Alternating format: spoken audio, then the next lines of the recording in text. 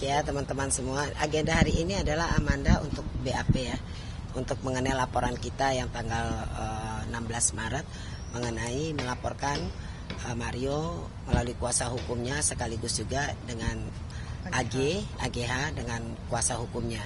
Laporan kita pada saat ini dimulai memang dari pasal 310 311 mengenai pencemaran nama baik ya. Gitu ininya dari kita. Dan kemungkinan dari hasil pemeriksaan BAP ini ya kita berharap dapat ada jalan keluarnya untuk Amanda supaya mereka menyadari kekeliruan mereka yang melalui media-media yang pada saat dulu itu sudah terlalu di blow up. Jadi kita melampirkan bukti-bukti kita yang mungkin nanti kita sampaikan juga melalui teman-teman. Ada bukti di media yang kita ini kan dari juga penasihat hukum dari AGH juga ada di IG-nya, juga ada juga melalui di TV One ya, kemudian juga ada beberapa media lah, baik media elektronik, media cetak semuanya sudah kita kumpulkan dokumen-dokumen untuk sebagai pembuktian kita. Jadi pintu masuknya sebenarnya di sini Mbak, jangan menjadi suatu salah persepsi. Ini kan dari dalam rangka penyidikan. Kalau lagi penyidikan pada saat itu, nih sekarang kan sudah selesai Mbak penyidikannya. Lagi pada saat penyidikan itu seharusnya kuasa hukum itu tuh pasif.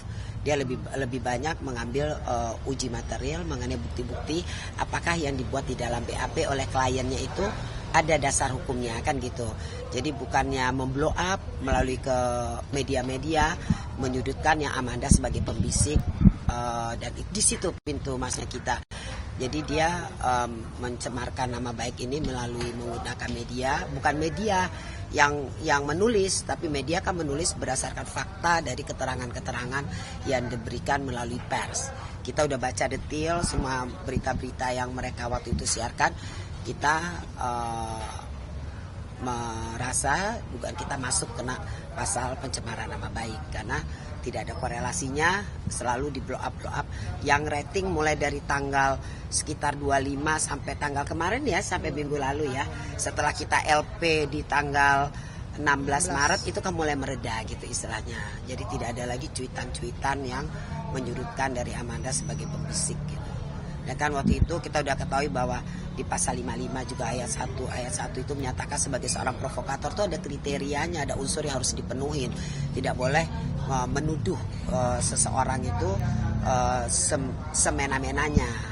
Nah itu makanya laporan kita dengan bukti-bukti itu sudah diperiksa.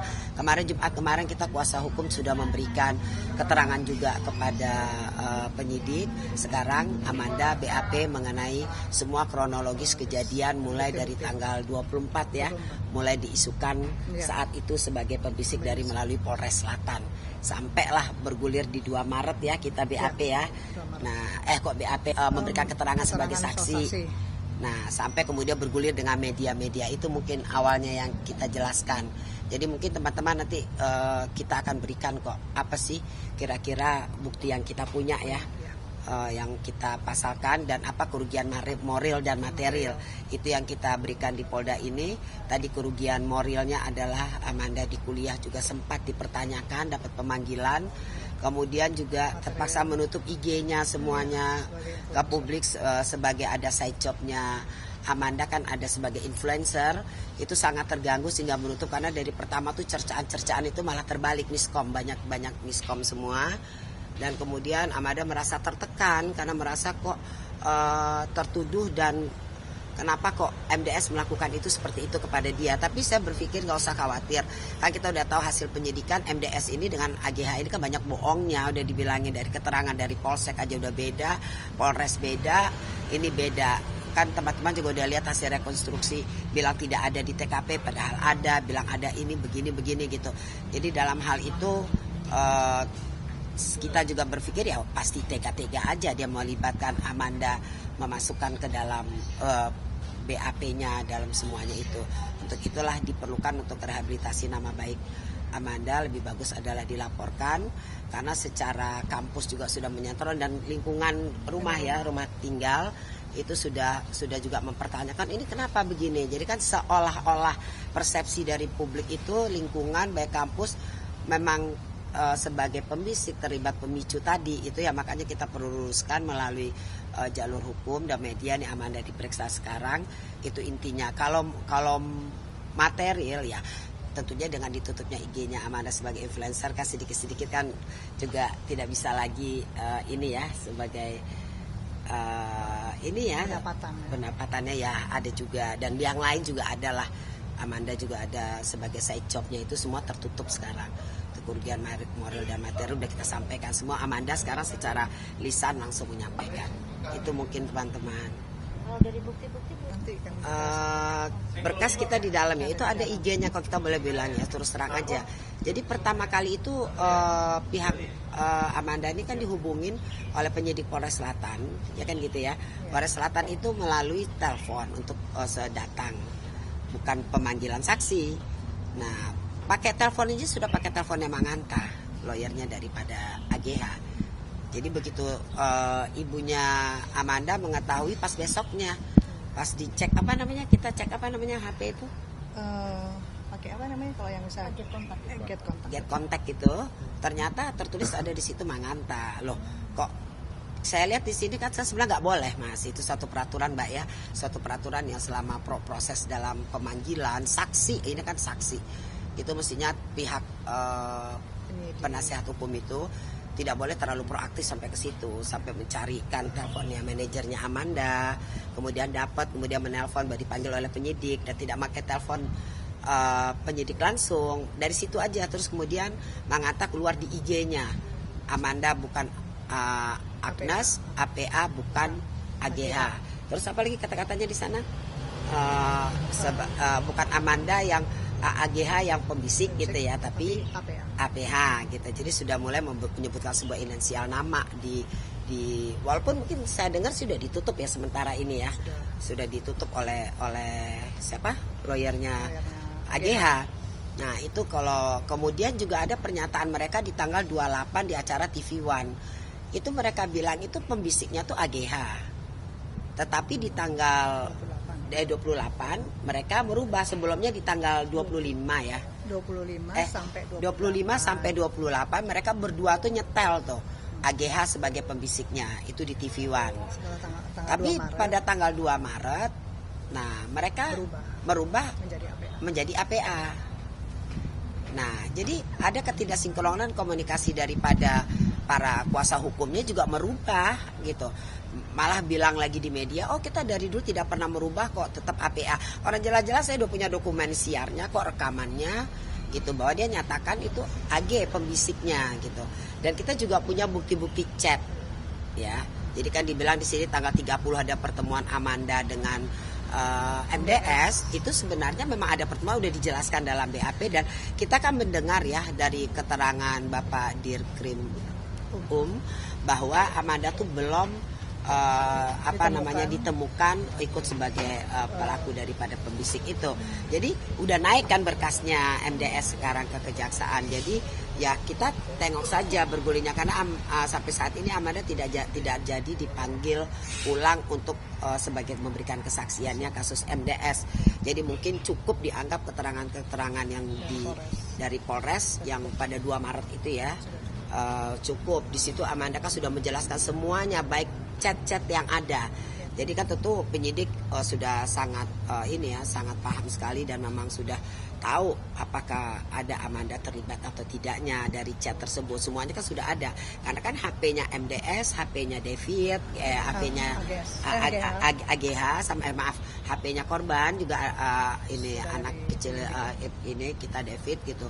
Udah ada semua kan, dan jadi kalau ada bertalian dengan chatnya dari pihak Amanda itu semuanya udah ada.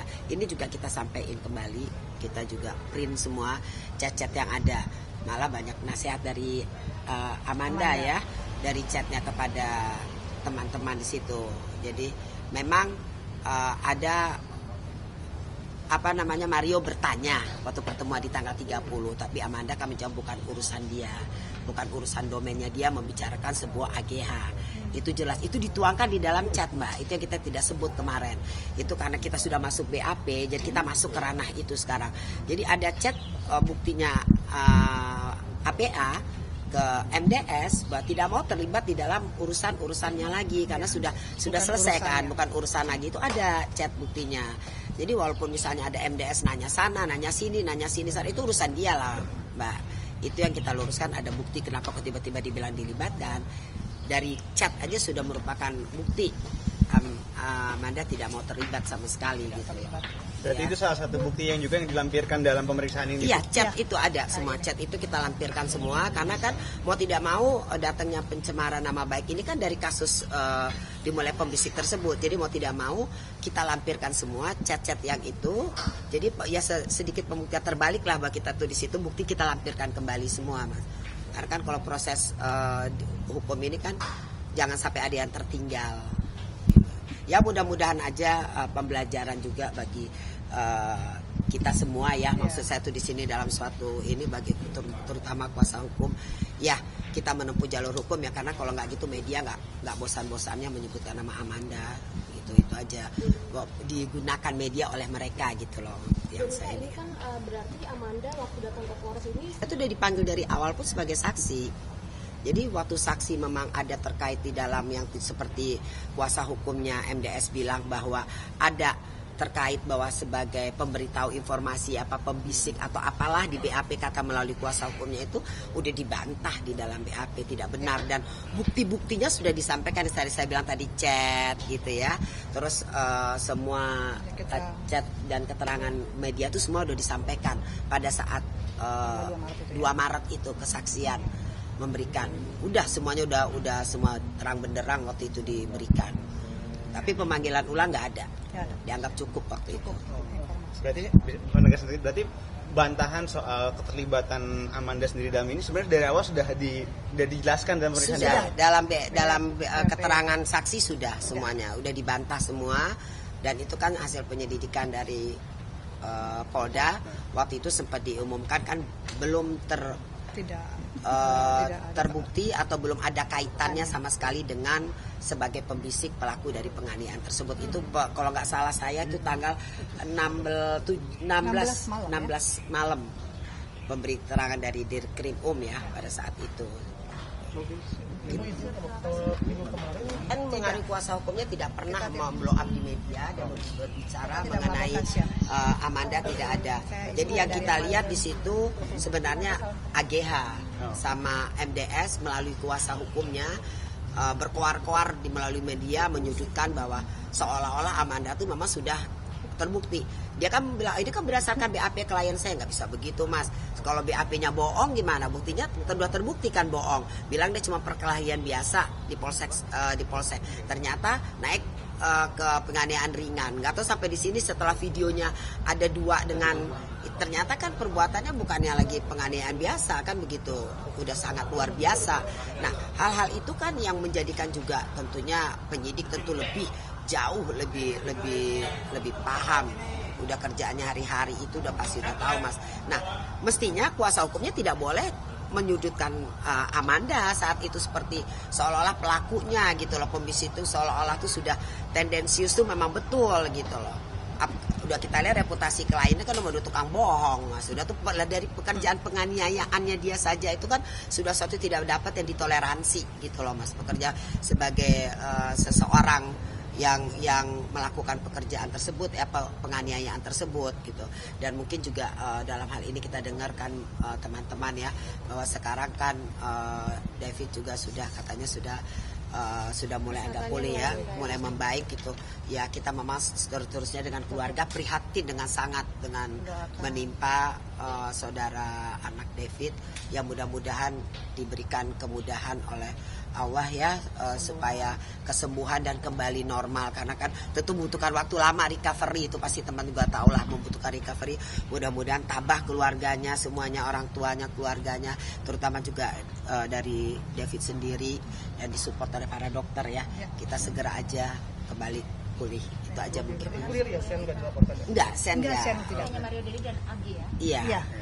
Boleh tahu Bu, dari klien Ibu dari kenal sama Mario itu? Cuma setahun. 1 tahun.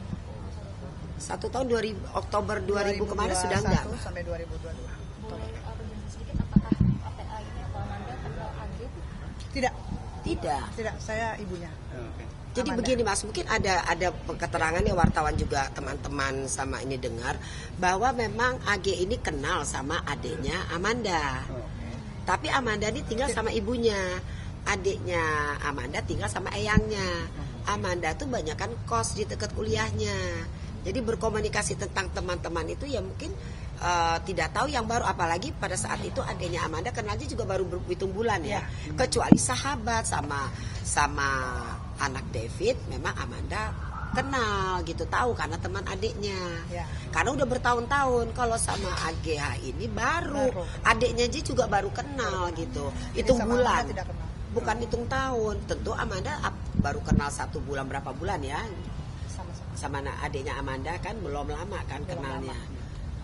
Itu yang perlu diluruskan juga. Kan selalu dikait-kaitkan bahwa adiknya Amanda adalah teman daripada Devi, seolah-olah dengan AGH pun jadi wajib kenal gitu seolah-olah. Tentu kan. Kan belum tentu, apalagi orang baru kenal bulanan gitu loh istilahnya. Itu tempat tinggal yang berbeda. Oke, lebih menegaskan sedikit tadi kan